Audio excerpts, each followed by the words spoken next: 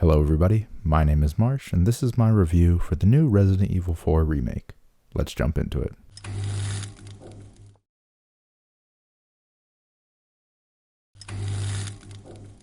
Now for this video, I'm going to go ahead and keep it pretty casual.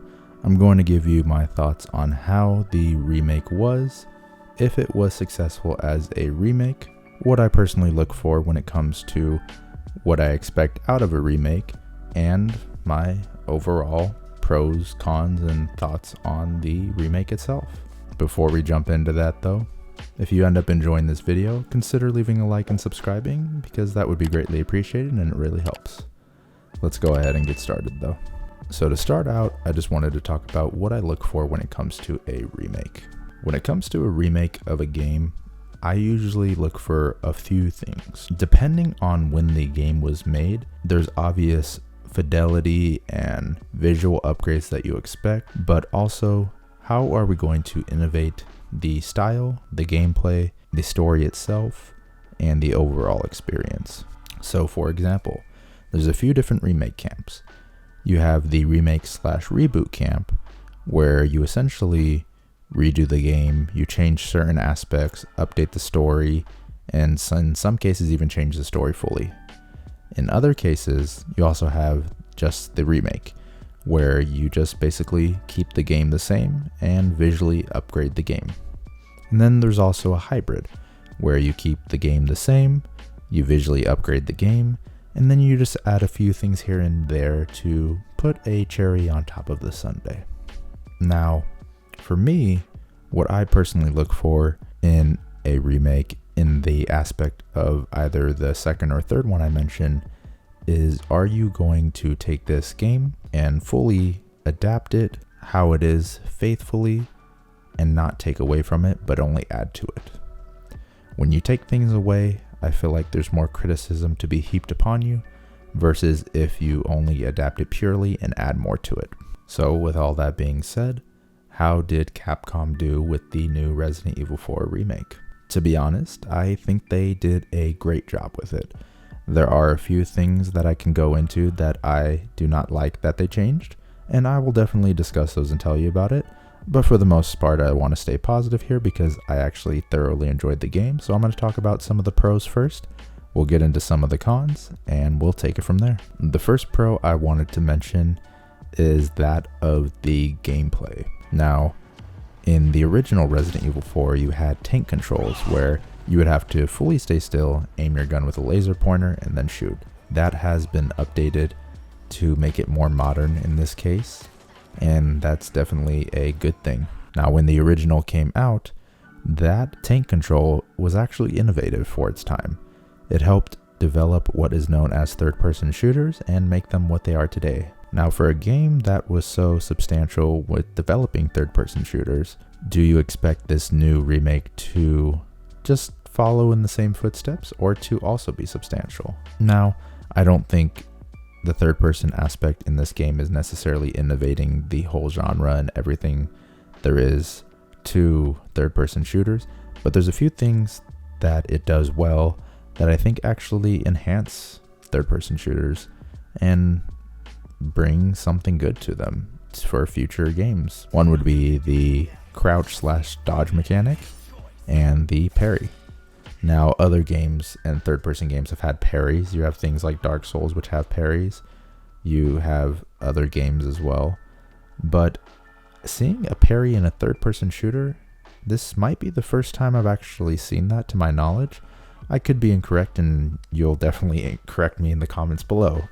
But having a parry in it was actually quite interesting with the way you can handle that. The gameplay was very satisfying with all that, to the point where you really felt like you were controlling Leon and becoming like a secret agent. The more and more you played, the more and more you got used to it, and the more and more it just felt right. And going into that as well with the gameplay, one thing I loved about it was actually sort of the power fantasy or the progression you were feeling. Now, I played on the professional or hardcore difficulty for my first playthrough because for some reason Capcom said in their recommendations, if you've never played Resident Evil before, go for standard. If you played Resident Evil 4 before, do hardcore. I think that's a horrible recommendation because hardcore is ridiculous. You have to oftentimes shoot people multiple times in their head or leg to proc a kick, and so it just makes the difficulty ridiculously dumb. There are also moments where you get into like this tumble, so you'll get hit. You have a few invincible frames, but before you're out of the motion of your character stumbling, the invincible frames end, and you can end up getting comboed by like one villager where they hit you like 3 or 4 times and you're just stuck there and you can't do anything about it. So I have my own gripes with the hardcore mode itself, but what it does do well and what the game does well is make you feel the progression and power. In the beginning, when you have bad weapons and everything takes 3 shots, you feel weak and helpless, especially with what they did for the aiming. Now they added a sort of sway to the aiming, so it's a bit wobbly, it's harder to aim, you don't have the laser pointer as well to show you what you're going to hit, and so it makes it a lot more difficult. But as you get more attachments such as a stock, or as you upgrade your weapons, you start to get more competent with your aiming and how you sway, and you also start to just get stronger. For example, I got the Red 9, I fully upgraded it right away because that's my favorite pistol, and it actually made the game easier to where sometimes when I shoot them in the face, it actually procs a roundhouse kick on the very first proc. So that was actually done very well with how they let me progress and feel stronger as I go and get more and more competent. That progression also matches how the story works as well, because you're starting out with a bunch of villagers that are just that are easier than the next villains, and each villain on each area, such as the castle and the island, gets more and more intense as you go through it. So the game also has that good sense of progression because of that. With that being said as well, now that we mentioned the villagers and we're still talking about the gameplay, oh boy did they make these villagers intense. In the previous games, they would run up to you, they'd slow down when they get in front of you. These villagers are brutal though, especially on hardcore. They sprint at you relentlessly, but at the same time, it feels perfect. That intimidation and fear you get from them being ruthless to you just helps to build the situation and immerse you in the game. So obviously when it comes to gameplay, they stayed faithful with certain mechanics, but they added plenty to it, and they did good for what a remake needs to do when it comes to the gameplay. There are a few other things I wanted to mention in terms of the remake versus the original though for gameplay, and that's specifically with Ashley. Let's go ahead and talk about the good first. That is the updated Ashley sections. So in the original, Ashley has a very small section where you just hold a lantern, go through a library, get a puzzle piece, and leave. Now you still do those same things, but it's expanded. It's created way more intense with the things that you have to go through as Ashley, and gives her more autonomy and control. And I think overall they actually did a good job with Ashley and making her a better character, less annoying with no more screaming, but at the same time giving her more depth as a character. Now for the cons when it comes to Ashley, is I actually think they made her more difficult to take care of than the original game. Yes, the original game you had health you had to deal with, and you couldn't let her get injured or else she'll die. But in the original, they let you control Ashley better, and there was also more opportunities to let Ashley hide. For example, in the new game, you can hide Ashley in lockers, but there's not really any dumpsters to throw her in. And oftentimes, especially on hardcore, you run into situations where you have to shoot an enemy multiple times to save her, and you may lose because Ashley gets taken away, or because the AI is just dumb in some cases. So in the original, Ashley follows you, and when you tell her to wait, she waits. In the new game, you can't tell her to wait anymore. You could tell her to stand further back, or you could tell her to stand close. That's all you can do, and it makes it more difficult because in the original, what you can often do is run down in a straight line, turn around, tell her to wait, move forward so you have space, do all the fighting, and you know she's behind you and safe. In this one, she's just following you like an idiot the whole time. You can't tell her to stay in one spot. And I also noticed that instead of relentlessly running towards you, if an enemy gets near her at all, she kind of just crouches and stays there. Versus in the original, if you sprint to an area, she's going to sprint there with you. Unless the enemy grabs her, she won't stop. And unless you're aiming at her, she won't crouch. But in this game, if an enemy approaches, she crouches immediately and doesn't continue running, which is extremely annoying in certain cases, like the sniper scene where you have to protect her in the water room, or where I hated it was in the sewer with the regenerator. I would kill the enemies that are on her while trying to fight the regenerator, and then she would just crouch and stay in her spot instead of running back to the wheel, and then more enemies would come and grab her. So eventually I had to make up a method to kill the regenerator and save her at the same time. So I feel like they made her AI a little bit more difficult, but at the same time, her character less annoying, since she's not screaming and instead she's having a conversation with you. Now, in terms of gameplay, that's it for the most part that I really want to talk about. There are obviously more like weapons, for example, to bring in and things of that sort, but that's pretty standard for the most part that you would expect. They do have like the normal upgrade system, you have the exclusive upgrades. They did actually add a trade system with spinels, which unfortunately they added microtransactions to the game where you can buy upgrade tickets for your weapons. I don't see where it's really needed in a single player game, but I guess Capcom has to try to squeeze as much money as they can out of us. But aside from that, I'm not going to hold that against the game since it's a single player game. This new trade system is fun. It gives you little objectives over the map where you can destroy more medallions, be an exterminator, kill some rats, go hunt some fish. It just gives you fun objectives and mini games to do. They also expanded the merchant as well with the firing ranges. The firing ranges are still what you can expect, but prior to this, in the firing ranges you would get bobbleheads from the original game, which didn't do anything except talk. But now in the firing ranges, if you do well, you get coins, and you could then put those coins in a gumball machine and get these little figures to put on your attaché case. These figures can give you bonuses such as 100% health when you eat an egg, or higher chance of having handgun ammo drop, things of that sort. So it gives a little bit of variety to the game and makes each playthrough a little bit different. Other than that, with the merchant themselves, everything remains the same for the most part. You still have your items that you find and you can put gems in to make them more valuable. You still have your upgrades and other things of that sort. The last thing I wanted to touch on in terms of gameplay is the maps themselves. A lot of the areas were updated, and I feel like they actually gave the game a more open world feel, where you can kind of go and do what you want in these certain areas. And they expanded out a lot of the areas to where actually a majority of the areas look different, but they still feel the same and they still feel common to you because of certain things and items in those areas that are the same from the original. But the majority of the area will be changed. That was actually somewhat refreshing though, to be honest, and I think they did it well. Now, let's go ahead and jump into the story. This is where I probably have more cons than the prior section, but let's talk about the pros first. I think the story overall was still good. It was faithful to the game in certain aspects, but I don't think it's better than the original.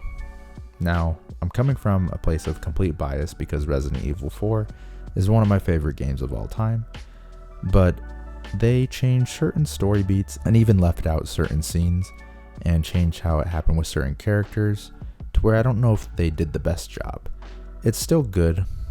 It's still Resident Evil 4 at its nature, but this is from a high critique nitpicking point personally. So, for example, there's a few things they changed. Let's talk about Luis first. Luis's death was changed. So in the original, Luis is murdered by Sadler, and in the remake, he's murdered by Krauser. Now, I personally think it was actually done better in the original.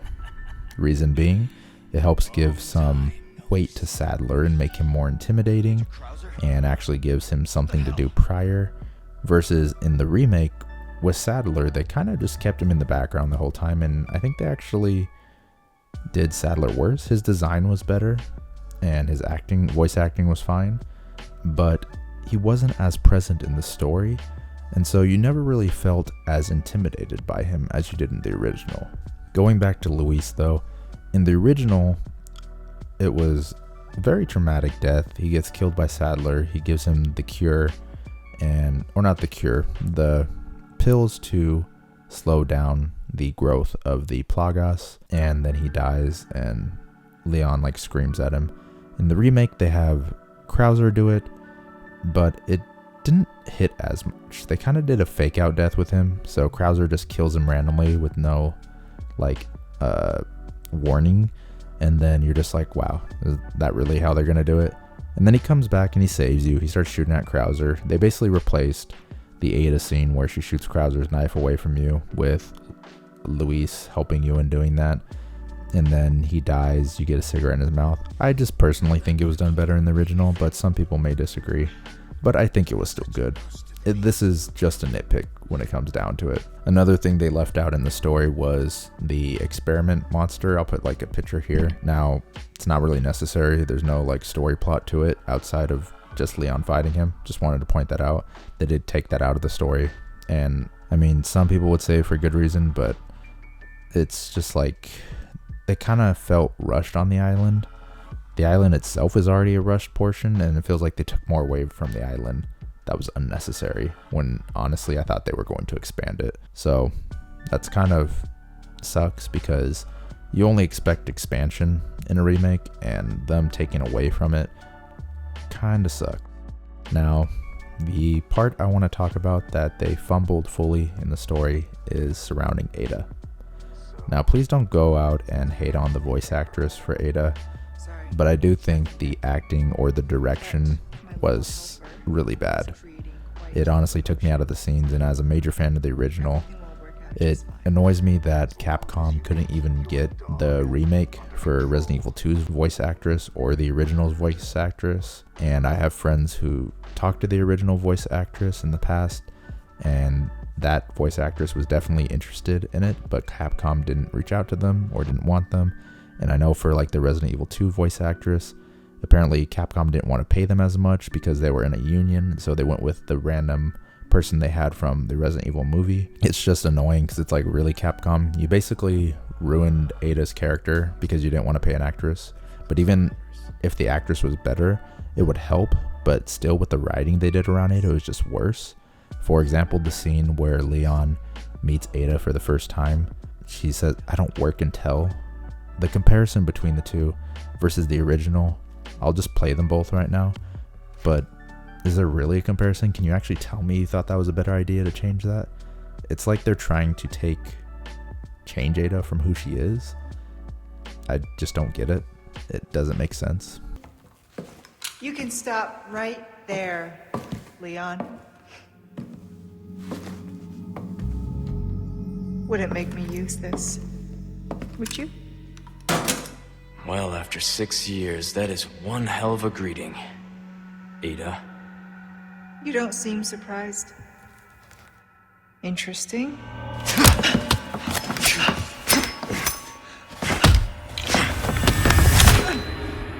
Try using knives next time. Better for close encounters. Not a bad move. Very smooth. So who are you working for this time? Oh, Leon. You know I don't work and tell. Put your hands where I can see them. Sorry, but following a lady's lead just isn't my style. Put them up now.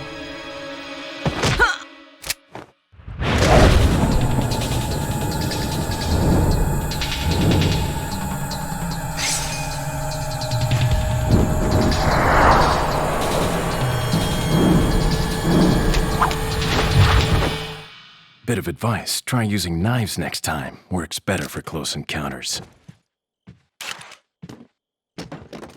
Leon. Long time no see. Ada. So it is true. True? About what? You, working with Wesker. I see you've been doing your homework. Why, Ada? What's it to you? Why are you here? Why'd you show up like this?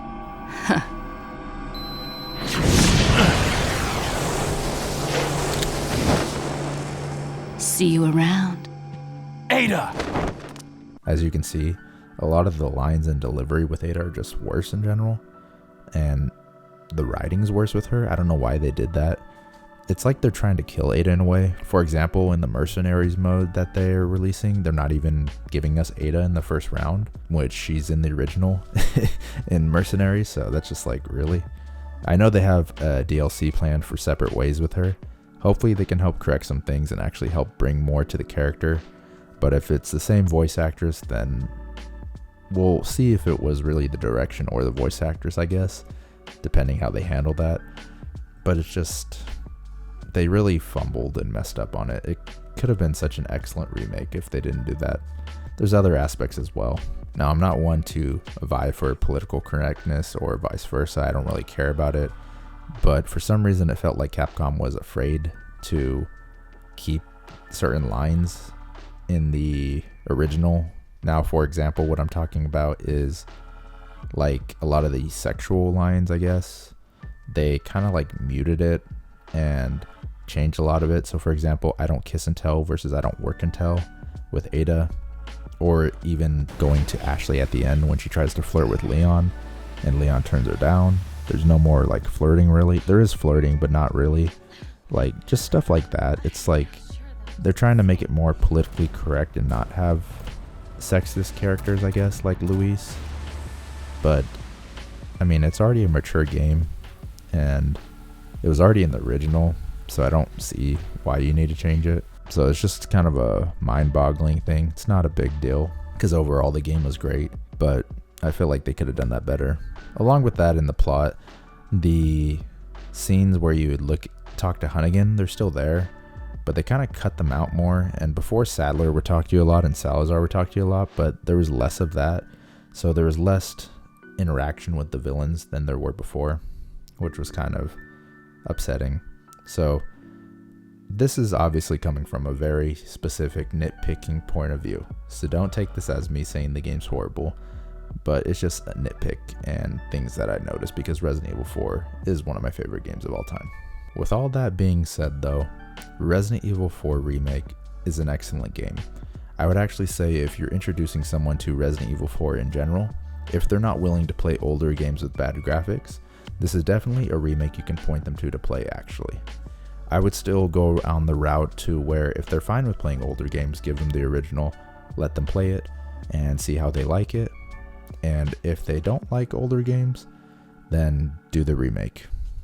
Now, I say do the original first because you can always go and play the remake after and benefit from the new things and let them form their own opinion. Versus if you play the remake first, you may not want to go back and play an older game. Overall, though, I think Resident Evil 4 Remake did its job. It's an excellent game, and it's definitely my game of the year so far, despite all the criticisms I have towards it. We'll see if anything else can top it. I think Final Fantasy 16 has a chance. That's the one I'm most hyped for, but we'll see how it goes. What did you think about the game? Anything you didn't like that they changed? Anything that you liked that they did change? There's a lot I talked about, kind of just rambling on here, so let me know in the comments below what you thought. Other than that though, if you end up liking this video, feel free to leave a like and a subscribe. Other than that though, thank you for watching. I hope you all have a wonderful rest of your day, and I'll see you guys later. Bye-bye.